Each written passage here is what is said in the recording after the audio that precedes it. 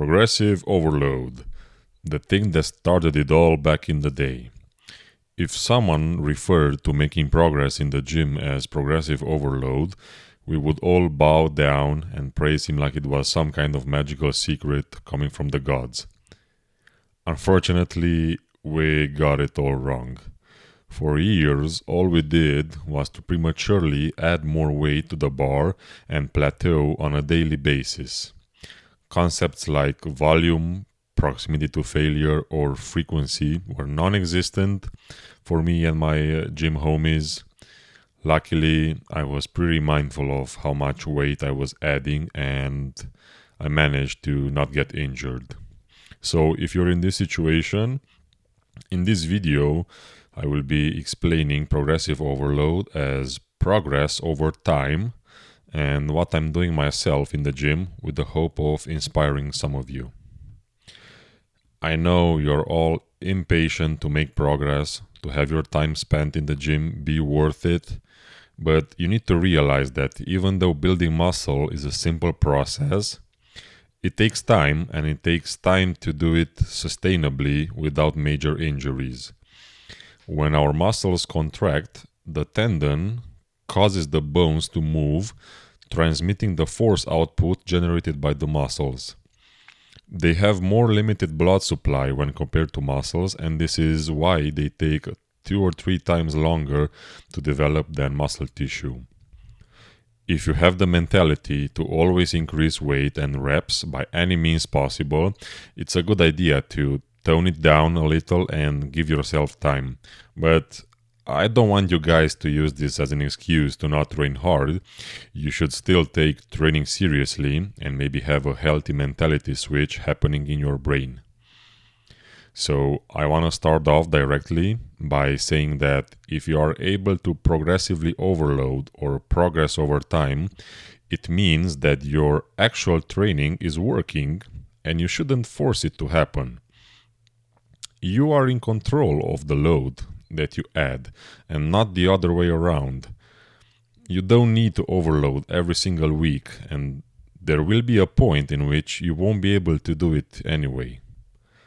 We should be thinking, what are the actual things that allow us to overload in the first place? I have been preaching the idea of owning the weight before moving up for so long that I finally want to share it with you. This is the more sustainable approach to training and health. My question is, do you want to do this for the rest of your life? Starting with 3 sets of 10, then 4 sets of 10, then 5 sets of 10, then 4 sets of 12, 5 sets of 12, then 4 sets of 15, then 5 sets of 15, and so on. Doing this is what helped me not get injured in the past and still make good progress. What I was doing with my clients is I would ask them how hard was the set, like easy, medium, hard, or very hard. And if they said it was very hard, I would not force any weight increase on them for a while. And if, I don't know, let's say after 1 month, they're doing the same weight and suddenly it feels like medium difficulty or easy, that is a sign of progression and what owning the weight truly means. As you progress, the weight that used to be challenging now will feel much easier, and it won't be enough to trigger muscle growth. That's when you know you should increase weight. One good time to add weight is when the reps get so high that you could be more efficient by adding a bit of weight to decrease reps and start up again from that. Another point would be to make sure the exercise that you're doing isn't changing with the increase in weight, technique-wise, because sometimes a weight increase will feel so different that you will start compensating. Didn't this happen to all of us? We would bench press, we would feel the muscle working just fine, and after adding too much weight, suddenly it feels awkward and off to the point it feels like a different exercise. The quality of the reps that you're doing is as important as adding weight, because if you add weight at the expense of having ugly form, like reducing range of motion and not controlling the weight, you're basically stabbing yourself in the foot. This is bodybuilding, guys. You aren't training to lift the heaviest weight possible. You don't need to adapt from session to session. You can use the same weight for multiple sessions and it's still gonna be effective. How much you should increase weight is to increase it as much as it allows to have good technique. What will you do when you won't be able to add any more weight?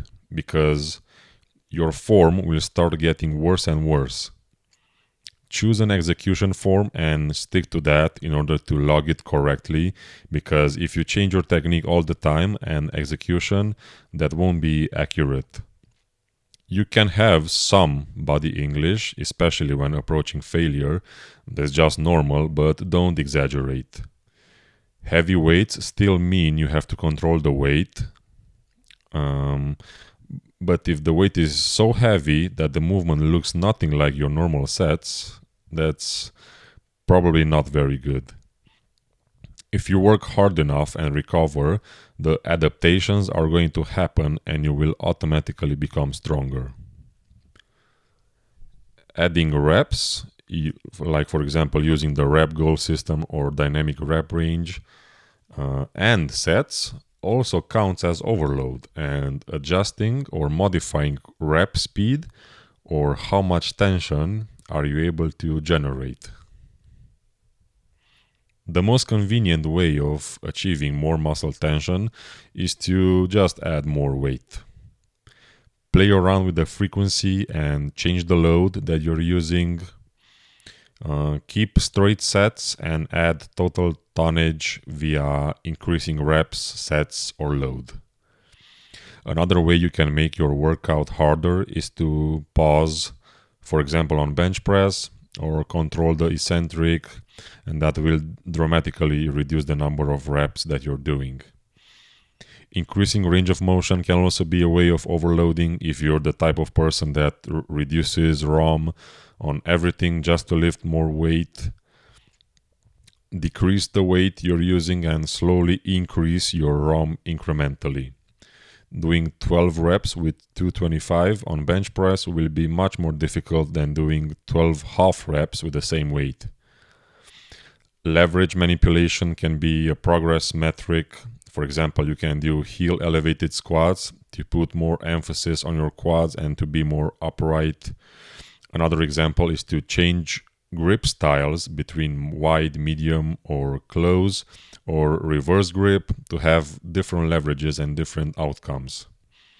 Finally, you can swap exercises out of your program and replace them with a different variation, but I suggest doing this after you've tried all the methods mentioned above, especially if it's a good exercise that has good loading capability.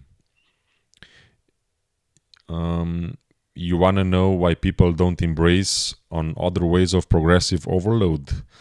Because it's going to be very stressful from a psychological perspective. For example, increasing a rep, because it means they have to take their set in deeper waters every time just to do another rep, when in reality they just want to add more weight, let's be honest.